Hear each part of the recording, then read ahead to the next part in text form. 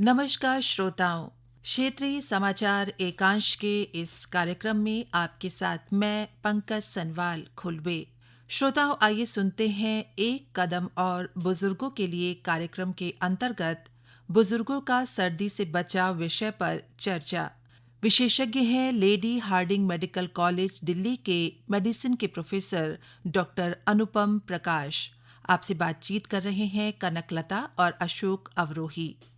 आज हम सर्दियों में होने वाली आम मौसमी बीमारियों के साथ साथ उनके उपचार पर भी चर्चा करेंगे। डॉक्टर प्रकाश, आपका स्वागत है स्टूडियो में। नमस्कार डॉक्टर साहब, हमने बचपन में एक कहावत सुनी थी जिसमें सर्दी का मौसम कहता था, बच्चों को मैं छेड़ता नहीं, जवान मेरा भाई, बूढ़ों को छोड़ूंगा नहीं, चाहे ओढ़ ले रजाई। डॉक्टर साहब, हमारा पहला सवाल यही है कि ठंड का सबसे ज्यादा असर बुजुर्गों पर क्यों होता है?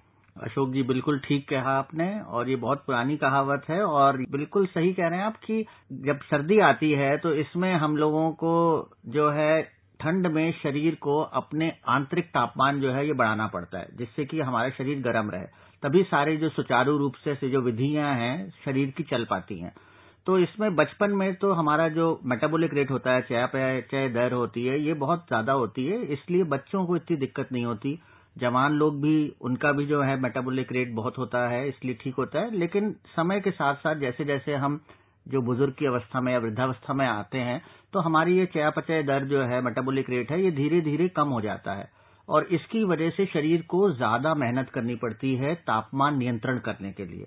दूसरा, समय के साथ साथ जैसे उम्र बढ़ती है वैसे जो दिमाग के जो केंद्र हैं, केंद्र बिंदु आप कहिए, जो तापमान की स्थिरता और बाकी सारे जो शरीर की प्रक्रियाएं हैं उनको ध्यान देते हैं, उन सब के लिए जो है वो भी सिस्टम्स जो हैं, जो प्रक्रियाएं हैं, वो धीरे धीरे उम्र के साथ साथ क्षीण होने लगती हैं।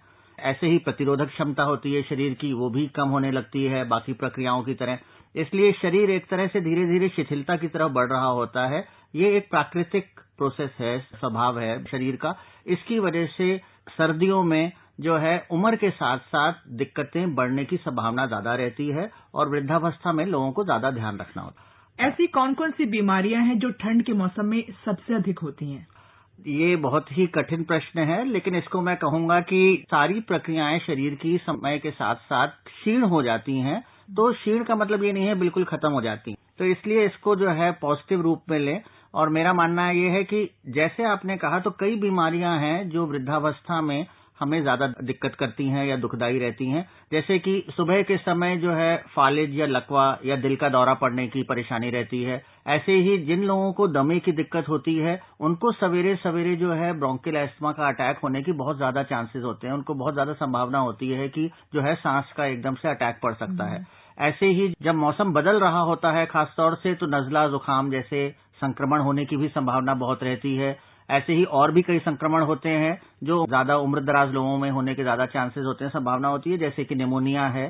तो ये सब चीजें ज्यादा होती हैं। ऐसे ही जब हवा ज्यादा बदल रही होती है तो गठिया या जोड़ों के दर्द हैं, इनमें भी परेशानी होने की संभावना बहुत रहती है। आपने जिन बीमारियों के नाम बताए हैं उन पर हम बारी बारी से चर्चा करेंगे और सबसे पहले हम बात करते हैं सर्दी जुकाम की। इसका सर्दी से गहरा रिश्ता होता है।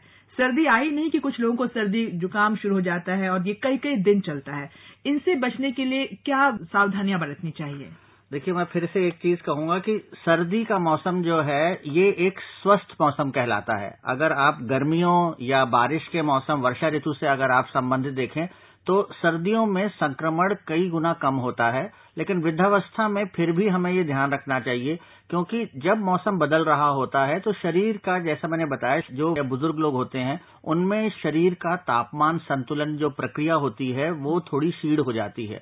तो जब भी, जैसे बच्चों में भी होता है कि जब मौसम बाहर ठंडे से गर्म में आए या गर्म से ठंडे में आए या हवा चल रही होती है तो जुकाम खांसी होने के ज्यादा संभावना होती है, तो वृद्धावस्था में ये और ज्यादा हो जाती है। और इसके साथ साथ एक बार न सिर्फ संक्रमण होने की संभावना ज्यादा होती है, लेकिन संक्रमण के बाद फिर जो शरीर का अपना जो प्रतिक्रिया होती है वो भी सुचारू रूप से चलने की संभावना कम हो जाती है।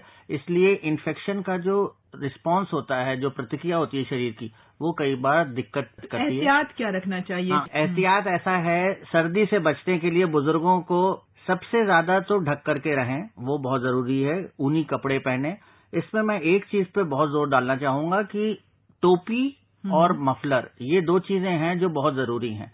तो ये एक बहुत जो है वैज्ञानिक तौर पे जो तथ्य है जो मैं बताना चाहता हूं कि सर का जो रक्त का प्रवाह होता है वो बहुत होता है और वहां से गर्मी जो है बहुत ज्यादा और बहुत जल्दी चली जाती है। तो खासतौर से जिनके बाल सर पे कम होते हैं तो वहां से शरीर बहुत जल्दी जो है अपने शरीर के अंदर की जो गर्मी है कम हो जाती है। तो इसलिए अगर वो आप ढक करके रखेंगे तो आपको जाड़ा कम लगेगा। और दूसरा, जब आप शरीर पे भी कपड़े पहने तो हाथ पैर से ज्यादा शरीर पे एक लेयर या सतह बना करके कपड़े पहने। तो ऊनी बनियान पहने, फिर एक शर्ट पहने ऊनी, फिर एक स्वेटर पहने।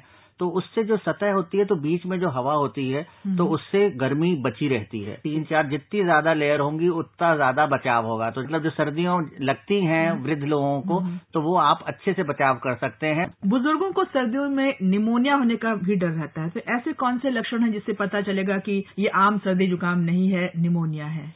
बुजुर्गों में जो है, क्योंकि आपकी प्रतिरोधक क्षमता कम हो जाती है, जो शरीर की प्रतिक्रिया होती है संक्रमण को वो भी क्षीण हो जाती है। तो कोई भी छोटा इन्फेक्शन तब्दील होने में, निमोनिया में या बड़े इन्फेक्शन में या सेप्सिस जिसे कहते हैं, संक्रमण फैलने में बहुत ज्यादा संभावना रहती है। तो इसलिए जरूरी है, इसको कैसे एकदम से बढ़ जाएगा ये बताना बहुत मुश्किल है। लेकिन हाँ, जिन लोगों को और बीमारियां हैं जैसे शुगर की मरीज हैं या फिर जिन लोगों को और भी कोई इन्फेक्शन होने की चांसेस रहते हैं, जिनको दिल या फेफड़े की दिक्कतें रहती हैं, उन लोगों में संक्रमण होने की ज्यादा संभावना रहती है। तो उनको एहतियात ज्यादा बरतना चाहिए। लक्षण क्या होते हैं निमोनिया के? लक्षण जो है, अगर आपके साधारण नजला जुकाम है तो ऐसी चिंता की बात नहीं है। लेकिन अगर बलगम आता है और खास तौर से पीला बलगम आता है, या अगर आपको पहले भी बलगम आ रहा है और अब उसका बलगम की जो मात्रा है वो ज्यादा हो जाती है, अधिक हो जाती है, या फिर खांसी बहुत ज्यादा आपको आ रही है और उसमें आपको चक्कर लगता है, पसीना आता है, तो ये सब चीजें जो हैं, ये जिसको हम कहते हैं रेड फ्लैग हैं या आपको खतरे के निशान है।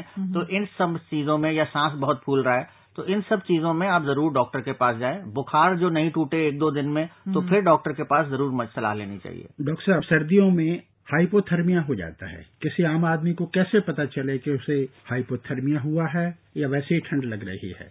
बुजुर्गों में ये बहुत जरूरी है कि हाइपोथर्मिया का हमें पता होना चाहिए। जो बुजुर्ग खुद हैं उनको जो है ध्यान रखना चाहिए अपना, जब भी लगे कि हाथ पैर ठंडे हैं तो उससे फौरन बचाव लें। क्योंकि जैसे कि जवान लोगों में है, उन्हें हाथ पैर ठंडे लग रहे हैं तो उनका शरीर का तापमान फिर भी वो बरकरार रखने में शरीर सक्षम होता है। लेकिन वृद्ध लोगों में या बुजुर्गों में ये दिक्कत रहती है। और अगर जरा सा भी आपको लगता है कि हाथ पैर ठंडे हैं तो फौरन ध्यान रखें। इसको कई बार मैं कहूंगा कि जो बुजुर्ग लोगों के साथ और घर में रिश्तेदार हैं उनको भी ये पता होना चाहिए कि कैसे इसको पहचान करना है। क्योंकि कई बार बुजुर्ग आदमी नहीं बता पाएगा, उसके जो कामकाज में है वो धीरे धीरे कमी आ जाती है, बोल जो है वो धीरे धीरे निकलने लगते हैं, उनका जो वॉल्यूम है वो स्तर जो है वो धीरे धीरे कम हो जाता है। कई बार जो है आदमी गफलत में चला जाता है या बहकियाई की बातें करने लगता है। तो ये सब चीजें उस समय आप मरीज को उड़ाइए, अच्छे से गर्म कपड़े, ऊनी कपड़े पहनाइए, हाथ पैर भी ढकने जरूरी हैं। और इसीलिए दस्ताने पहने, मोजे जरूर पहन करके रखें, क्योंकि ठंड किसी भी शरीर के अंग से अंदर घुसेगी तो शरीर का तापमान जो है गड़बड़ होने की संभावना रहती है। डॉक्टर साहब, एक महत्वपूर्ण सवाल ये है कि जो वरिष्ठ नागरिक पिछले समय में कोरोना के शिकार हो चुके हैं, उन्हें सर्दी के मौसम में क्या सावधानी रखनी है? देखिए, जिनको कोरोना हो चुका है और अब वरिष्ठ नागरिक हैं और ध्यान रखने की जरूरत है, तो कोई एक्स्ट्रा प्रिकॉशन की जरूरत नहीं है। अगर कोई सांस की दिक्कत है तो उसके लिए ये जरूर अपना इंश्योर करें कि आपका टीकाकरण पूरा हुआ हो। और दूसरा चीज है कि दोबारा से संक्रमण ना हो, वो बहुत जरूरी है। लेकिन हाँ, अगर सांस की दिक्कत आपको है तो एहतियात बरतें, गर्म रहें, अपने शरीर को गर्म रखें। और एक इम्यूनाइजेशन जो है, ना सिर्फ आप कोरोना का टीकाकरण होना चाहिए, लेकिन जिनको सांस की दिक्कत है उनको और भी इन्फ्लुएंजा के वैक्सीनेशन या निमोनिया का वैक्सीनेशन है वो भी वृद्धावस्था में जरूर लगवाना चाहिए। डॉक्टर अनुपम प्रकाश, आपने हमारे श्रोताओं को जो महत्वपूर्ण जानकारी दी उसके लिए आपका बहुत बहुत धन्यवाद। श्रोताओं, अभी आप सुन रहे थे एक कदम और बुजुर्गों के लिए कार्यक्रम के अंतर्गत बुजुर्गों का सर्दी से बचाव विषय पर चर्चा। इसी के साथ हमारा आज का ये कार्यक्रम यहीं पर समाप्त होता है। नमस्कार।